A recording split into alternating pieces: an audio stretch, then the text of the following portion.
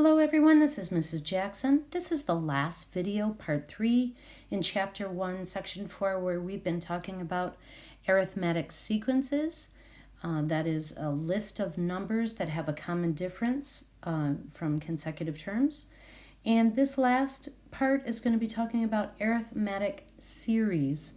I'm not a big fan of the name. Arithmetic series to me kind of suggests another list of numbers, but the definition of an arithmetic series is that we are going to be taking the sum of n number of terms in an arithmetic sequence.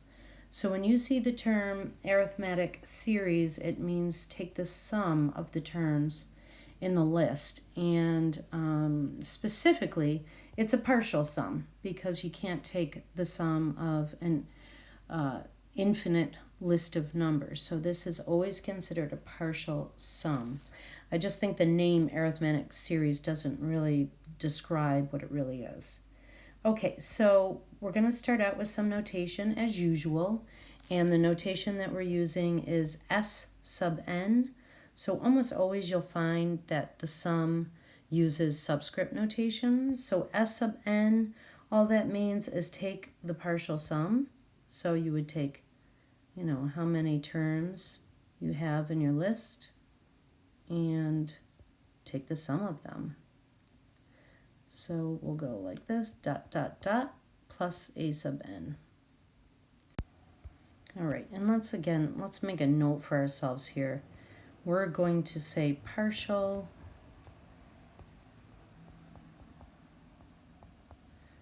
because we cannot sum an infinite list.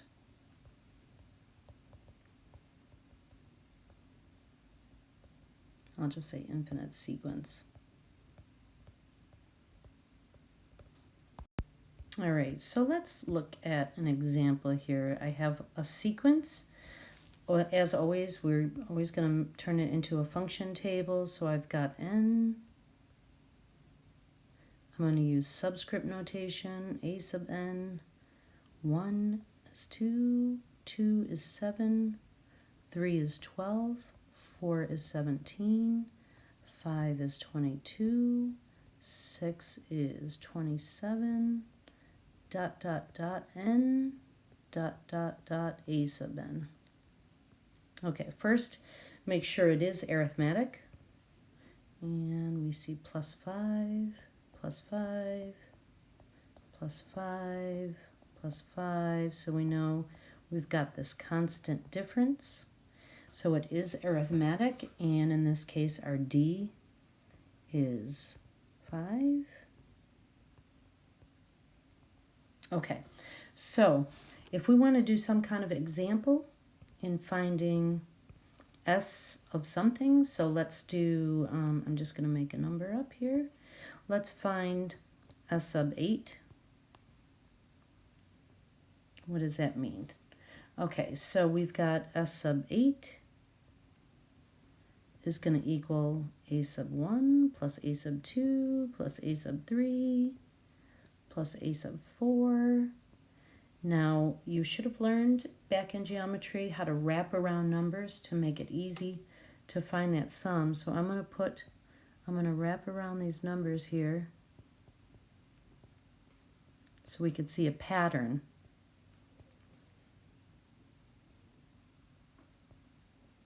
Okay, so I'm going to sum all of these 8 numbers together, and I'll do that over here on the side. Let's see if we can see a pattern. So S sub 8 equals 2 plus 7 plus 12 plus 17. Wrap them around, plus 22 plus 27 plus, let's see, 32 plus 37. When you wrap around those numbers, you see a little trick here. Every single column of numbers, if we sum them vertically here, every single column is 39. If you notice that. That's the beauty of doing this wraparound technique. So we have 4 columns of 39 each. 4 times 39 is going to equal 156. Now the pattern here, I'll put it in black maybe. The pattern here, this number 4 is our n divided by 2. We had an n of 8. We're going to divide that by 2. So I'm going to say S sub n equals n divided by 2, whatever n happens to be, times, if you look at the pattern, this sum here, 39, this number 39, is actually a sub 1 plus a sub n. So in our case, we had an a sub 1 of 2, and our a sub 8 is 37. So that's the pattern. This is going to be a sub 1 plus a sub n. So that's the partial sum of an arithmetic sequence, and we call that partial sum the arithmetic series. Okay, now I'm going to introduce something new notation today here. It's called sigma notation. Sigma. Sigma is a Greek letter, and I'll write it right over here. You probably see this used in Microsoft Excel, which is a spreadsheet program, as well as Google Sheets. And sigma in math always means sum, and that's what we're talking about here. We're talking about a sum of a sequence of numbers that have a pattern. And so the notation here is this sigma, and down below, just below it, it's telling you where to start, what number of n to start out at. So in this case, it says n equals 1, so that means use your first number, and whatever number is up here is your stopping point. Because again, we do have to have a stop, because we can't sum an infinite sequence of numbers.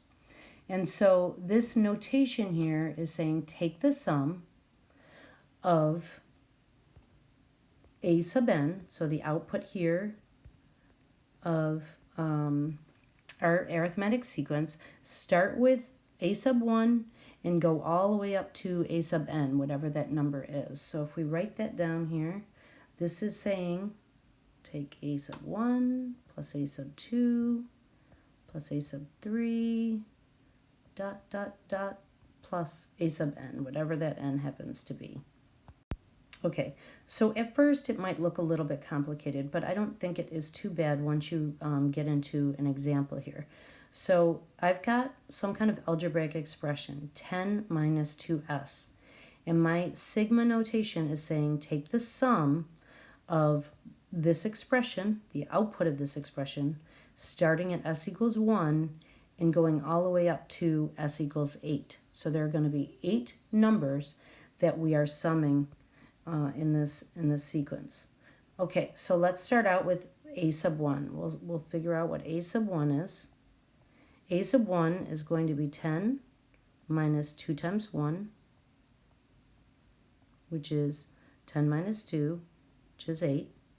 A sub 2 equals 10. I'm just substituting now. I'm stepping up, so now s equals 2. So I've got 2 times 2, so that's 10 minus 4, which is 6. You'll immediately see a pattern. A sub 3 is 10 minus 2 times 3, which is 10 minus 6, which is 4. Because it's an arithmetic sequence, you see the pattern right away. So we've got a sub 4 is 10 minus 2 times 4, which will bring you down to 2.